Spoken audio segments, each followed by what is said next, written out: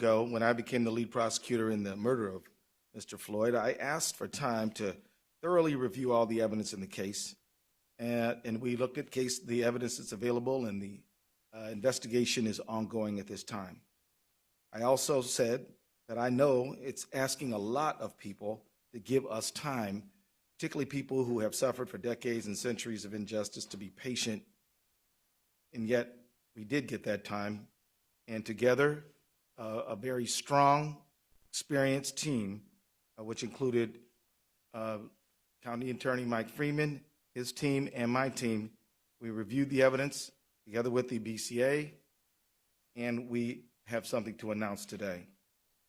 Before I announce it, I want to say thank you for the patience of the people who they've shown me and our entire team in pursuit of justice, and I'm here to make these announcements right now. First, today, I filed an amended complaint that charges former Minneapolis police officer Derek Chauvin with murder in the second degree for the death of George Floyd. I believe the evidence available to us now supports the stronger charge of second-degree murder. We've consulted with each other, and we agree.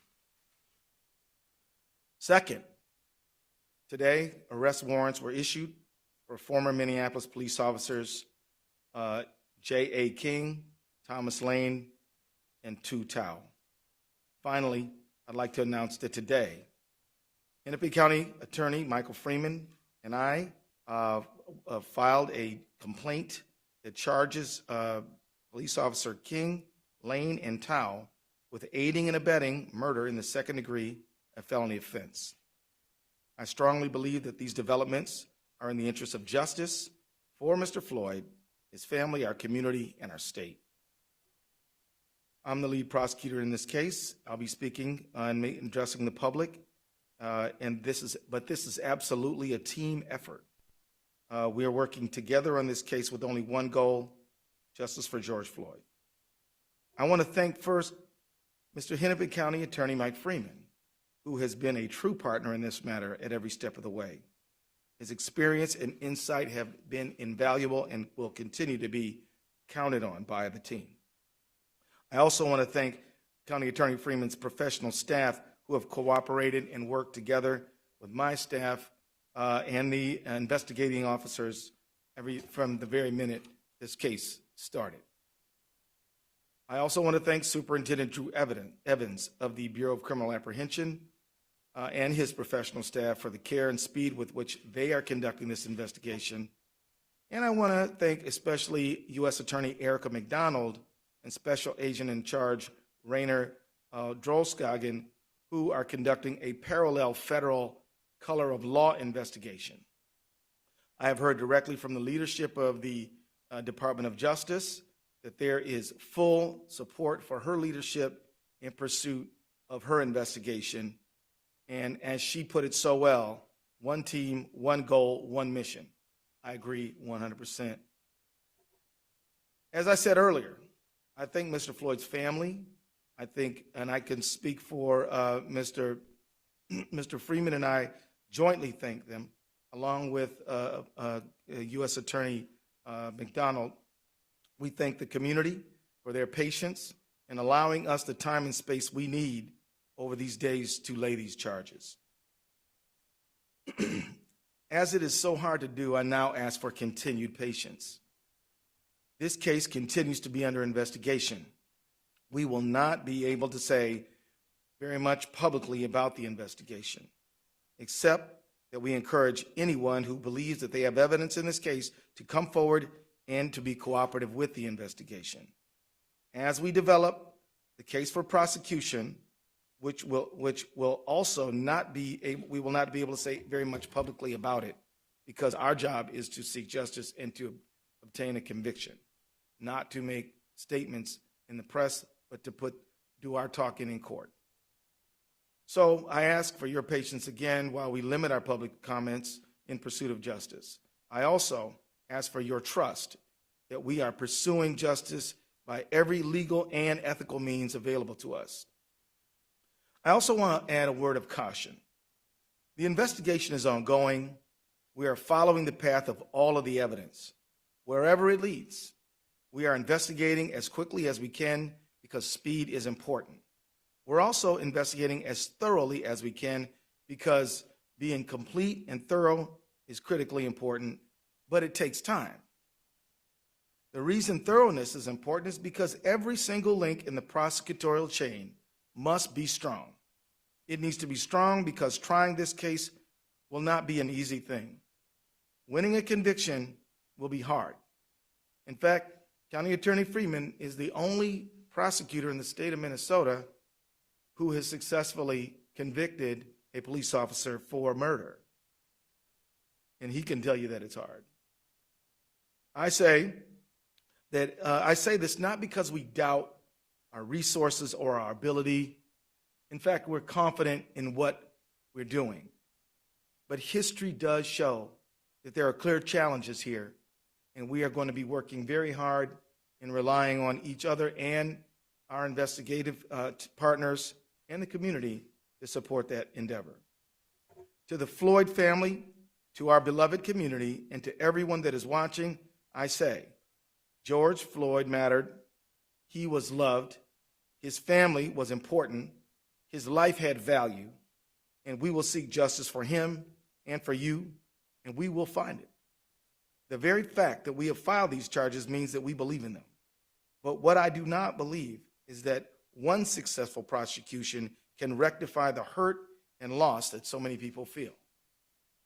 The solution to that pain will be slow and difficult work of constructing justice and fairness in our society. That work is the work of all of us. We don't need to wait for the resolution and investigation of this case to start that work. We need citizens, neighbors, leaders in government and in faith communities, civil and human rights activists to begin rewriting the rules for a just society now. We need new policy and legislation and ways of thinking at the municipal, state, and federal levels. The world of arts and entertainment can use their cultural influence to inspire change that we need. There is a role for all who dream of a justice that we haven't yet experienced. In the final analysis, a protest can shake a tree and can make the fruit fall down. But after that fruit is in reach, collecting it and making the jam must follow. The demonstrations and the protests are dramatic and necessary, but building just institutions is more of a slow grind, but equally important. And we have to begin that work as well. We need your energy and we need everyone's help right now. Thank you very much. We'll take a few questions. Yes, ma'am.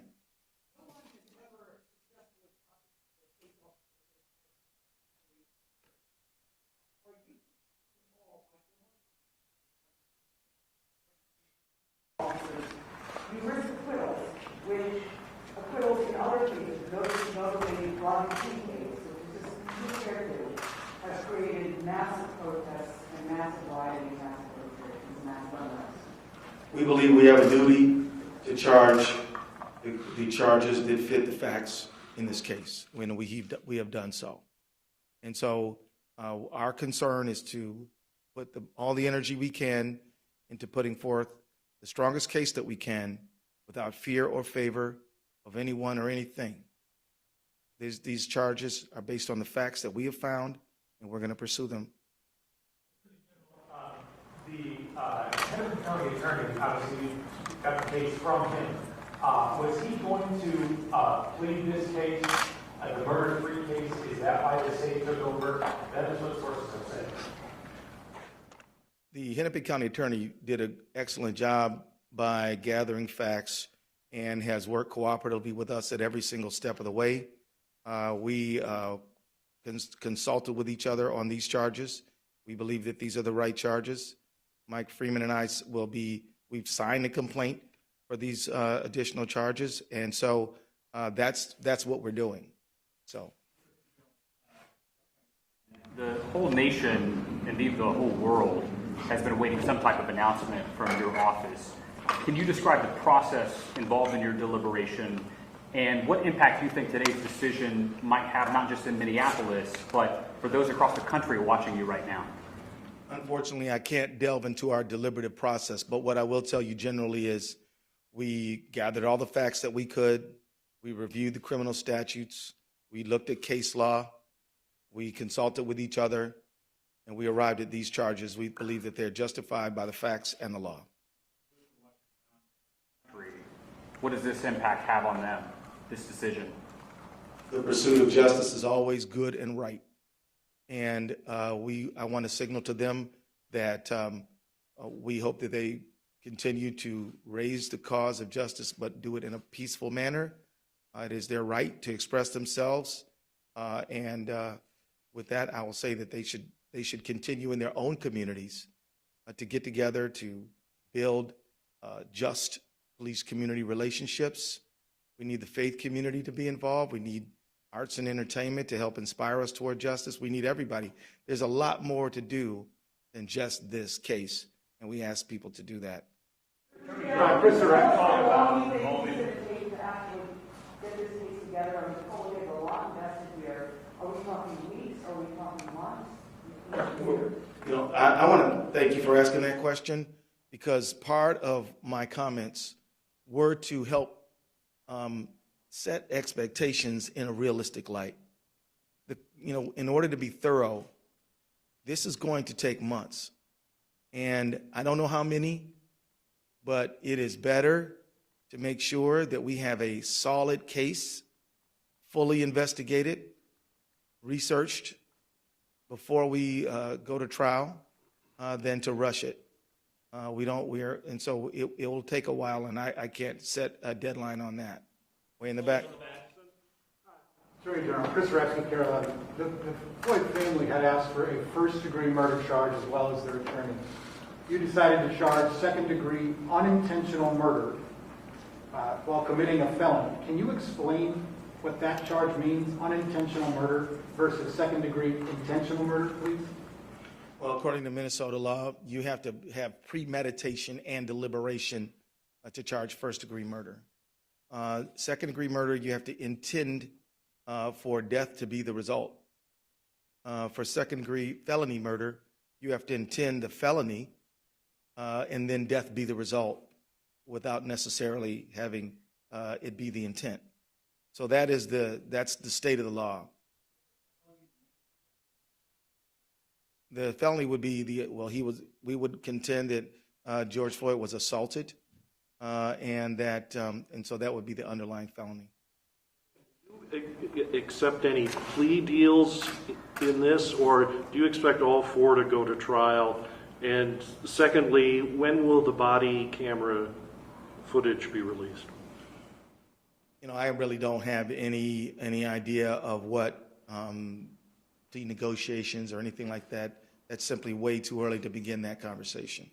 At this point, we are preparing to try this case. If something else happens along the way, we'll see. But at this point, we don't have any plans in that direction. Body camera footage? That is something that I don't have anything to report right now. At this time, we're focused on investigating the case. And so I think at this time, I will consult with the BCA and other partners on the case, and we'll come to a conclusion about that. Again, we believe in transparency, but we also believe in a thorough investigation, most importantly. General, have the three officers been taken into custody? I'll allow Mr. Drew Evans to address that issue. Yeah.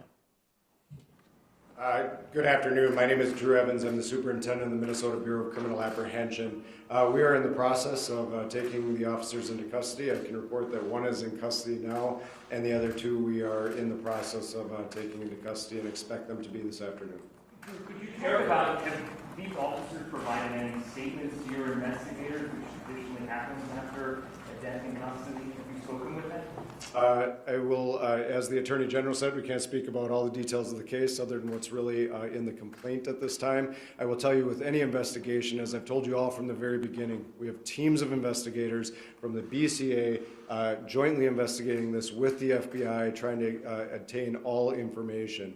In this case, I will tell you that is a regular course of all of our investigations to attempt interviews with all of the officers. We have interviewed numerous individuals in this case, and additional information will be provided as we move forward. Attorney General, do you have the folks you need to do this, or you'll be seeking some sort of outside counsel or special counsel as you're authorized to do under the law?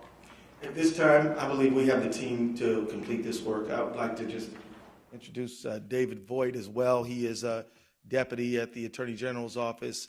He heads the criminal division, and he has the lawyers to get this done. And also, we have some experienced lawyers at the Hennepin County Attorney's Office. We're working on this thing together. In terms of the timing of this decision, I know the Floyd family was hoping to be able to have more information on these charges before the memorial tomorrow. How much did that factor in your decision, as well as the protests with them calling for these across the country as well, and growing access? You know, I could say that I did not allow public pressure to impact our decision-making process. I was prepared to withstand whatever calls came.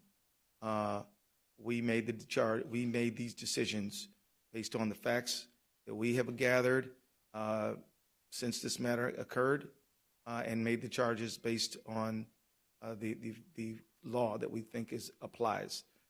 So that's my answer. Yeah. Describe a little more about your relationship with Mike Stream, how this is going so far, It's going fine. It's going great. I spent a lot of time in Hennepin County when I was a trial lawyer myself, and I know all the lawyers there. I respect them all, admire them all, and we're going along fine. Can I introduce you? Okay. Andy Lefebvre, he represents Hennepin County Attorney's Office, his first deputy for Mike Freeman, right?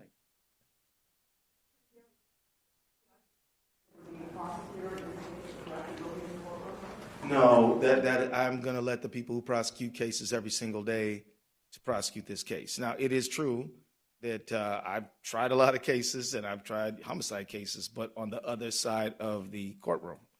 The people who know how to prosecute, I'm going to let them do that work.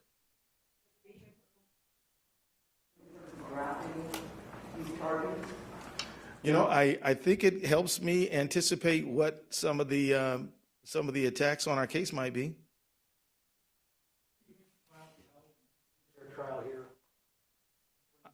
I see no reason why we can't get a fair trial here. With the charges that were just filed, my math is correct. Do the 3 officers now face the potential same maximum sentence as Officer Chauvin? Yes.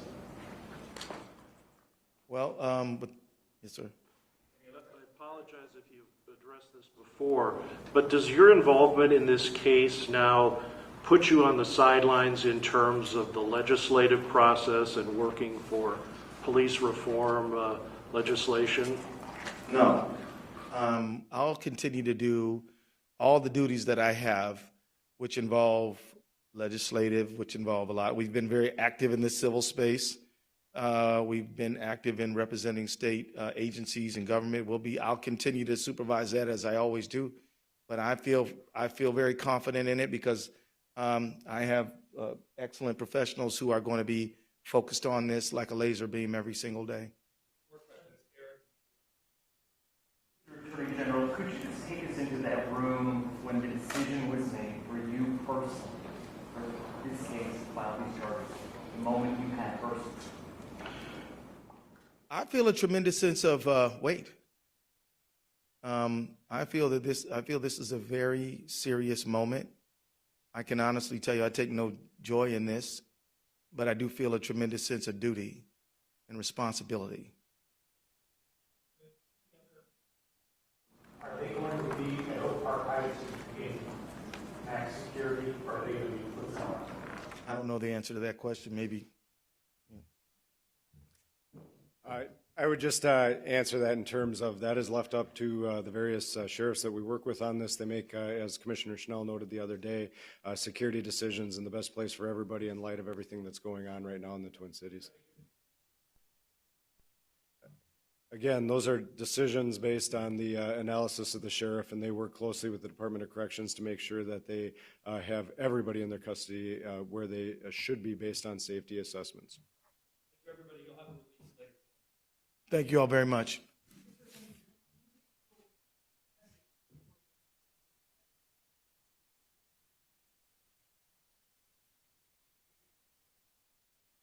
I will say to them that I pledge and I promise to hold everyone accountable for the behavior that we can prove in a court, and that if I don't charge it, it means that we did not have the facts to do that. So I'll simply say that as the people who are legal professionals, professional prosecutors, we are taking our duty seriously, and we are working with the people who gather the facts, and we have done the work that we believe is possible, ethical, and right.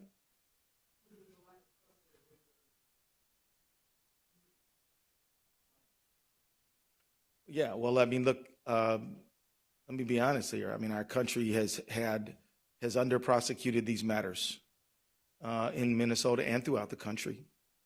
And so I think the trust is a result of historically not holding people who are public guardians accountable for their behavior in situations where we should have.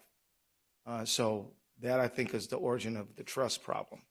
But we can't control the past. All we can do is take the case that we have in front of us right now and do our good faith best to bring justice to this situation, and we will.